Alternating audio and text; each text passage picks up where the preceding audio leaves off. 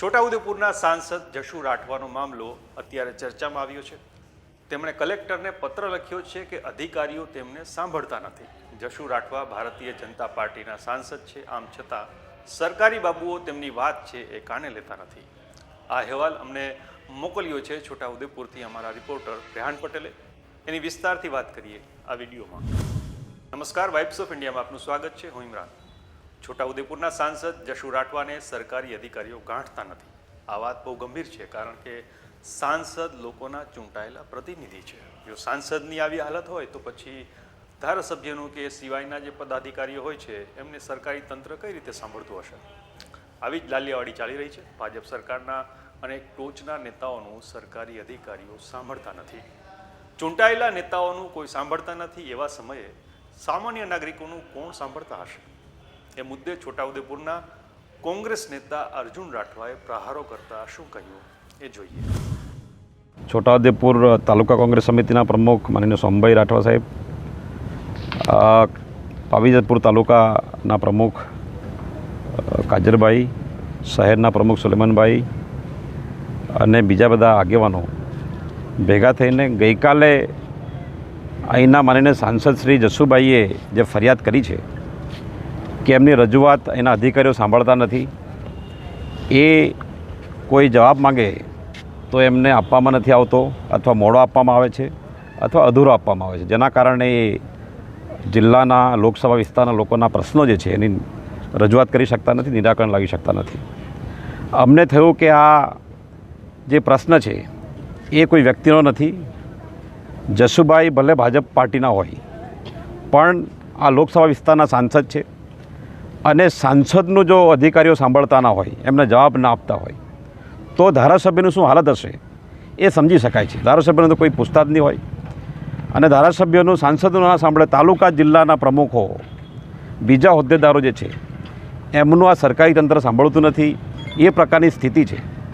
અને અમે અવારનવાર કોંગ્રેસ પાર્ટીએ અનેક પ્રશ્ન રજૂઆત કરી છે।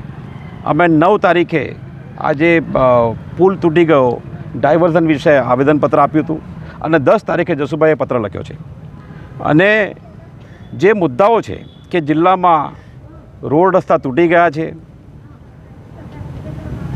અને વિદ્યાર્થીઓ દરેકને પ્રશ્ન છે, અને સાથે ભૂતકાળમાં આ જિલ્લામાં 25 કરોડ કરતાં વધારે નકલી કચેરી કૌભાંડ થયું। માનનીય જશુભાઈ એની પણ તપાસ માંગતા હશે। આ જિલ્લામાં નળ સે જળ યોજના પૂરેપૂરી ફ્લોપ ગઈ છે, કોઈ પણ નળમાં પાણી નથી આવતું, પણ લોકોના જે ઘરવેરાના જે પાવતી છે એમાં પાણીના બિલ આવે છે। તે ઉપરાંત આ જિલ્લામાં બીજા અનેક કૌભાંડો તો ખરા જ, પણ અલગ અલગ વિસ્તારોમાં, અંતરાળ ગામોમાં બસની સુવિધા નથી। જે બસ જાય છે એકાદ તો ત્યાં ઓવરલોડેડ, જો બસમાં 50-60 લોકો ભરી શકાતા હોય તો 125 કરતાં વધારે લોકોને ભરે છે। શાળાઓના મકાનોની હાલત ખરાબ છે, શિક્ષકો નથી। આ પ્રકારની જે સ્થિતિ છે એનાથી લોકો ત્રાહિમામ છે, ભયંકર ભ્રષ્ટાચાર છે, અને એવી સ્થિતિમાં સાંસદ સાહેબ, ધારાસભ્યો, એમના પદાધિકારીઓ સચ્ચે સરકારમાં છે, એ ગામડામાં જઈ શકતા નથી। અને એમને જો જવું હોય તો સરકારનો એક કાર્યક્રમ બનાવવો પડે છે, અને અધિકારીઓ પાછળથી એ લોકો એની પાછળ રહીને જઈ શકે છે। આ પ્રકારની સ્થિતિ ખૂબ જ ખરાબ કહેવાય। અમને લાગે છે કે ભાજપમાં સંગઠન અને પદાધિકારીઓ વચ્ચે કોઈ પ્રોબ્લેમ હશે, મનમેળ નહીં હોય। ભૂતકાળમાં એમના ઝઘડાઓ થયા છે, એવું બહાર આવ્યું છે, અને એમને એમનું સંગઠન સહકાર નહીં કરતું હોય, એ બરાબર નથી। જે કામ ભાજપના સંગઠને કરવું જોઈએ તે કામ અમે કરી રહ્યા છીએ, એટલા માટે કે સાંસદ, ધારાસભ્યો અને પદાધિકારીઓનું અધિકારીઓ સાંભળવા જોઈએ, જેથી લોકોને ન્યાય મળે। તો આ અમે કરી રહ્યા છીએ, અને આવતા દિવસોમાં જશુભાઈ, માનનીય સાંસદ શ્રી, ધારાસભ્યો, એમને જો હજી પણ કોઈ નહીં સાંભળે તો અમે એમને પૂરો સહકાર આપવા માંગીએ છીએ। જો એ લોકો આ તંત્ર સામે, સરકાર સામે આંદોલન પણ કરશે તો અમે એમની પાછળ ઊભા રહેવા માટે પણ કોંગ્રેસ પાર્ટીના એક કાર્યકર્તા તૈયાર છે। એ અમે આવેદનપત્ર આજે આપ્યું છે, અને અમને આશા છે કે અમારા આવેદનપત્રથી ભાજપના અહીંના જે સાંસદ છે જશુભાઈ, એમનું અધિકારીઓ સાંભળશે, અહીંના 3 ધારાસભ્યો છે એમનું અધિકારીઓ સાંભળશે, અને બીજાનું સાંભળશે, અને લોકોનું કામ થશે એવી અમને આશા છે। અને આશા રાખી આપણા માધ્યમથી આ વાત સરકારી તંત્રને પણ પહોંચશે। છોટાઉદેપુરના સાંસદ જશુ રાઠવાને અધિકારીઓ સમયસર જવાબ આપતા નથી. આવી ફરિયાદ સાથે તેમણે તાજેતરમાં કલેક્ટરને એક પત્ર લખ્યો હતો. આ પત્ર સોશિયલ મીડિયા પર વાયરલ થયો હતો. આ પત્રમાં તેમણે લખ્યું હતું કે મારા લોકસભા સંસદીય મત વિસ્તારના જિલ્લાના વિવિધ વિભાગોના લોકોને સ્પર્શતા પ્રશ્નો સંકલન સમિતિની ચર્ચામાં લેવામાં આવે અને ખાસ જણાવવાનું કે મેં રજૂ કરેલા પ્રશ્નોના જે તે વિભાગોમાંથી મને જવાબો સમયસર આપવામાં આવતા નથી અને જે આપવામાં આવે છે તે અધૂરી માહિતીવાળા હોય છે. સાંસદ જશુ રાઠવાનો આ મામલો અત્યારે ચર્ચામાં છે. ત્યારે જશુ રાઠવાએ કલેક્ટરને પત્ર લખ્યો ત્યારે કલેક્ટરે પણ પત્રનો જવાબ આપ્યો છે. કલેક્ટરે આ મુદ્દે શું કહ્યું એ પણ સાંભળી લઈએ.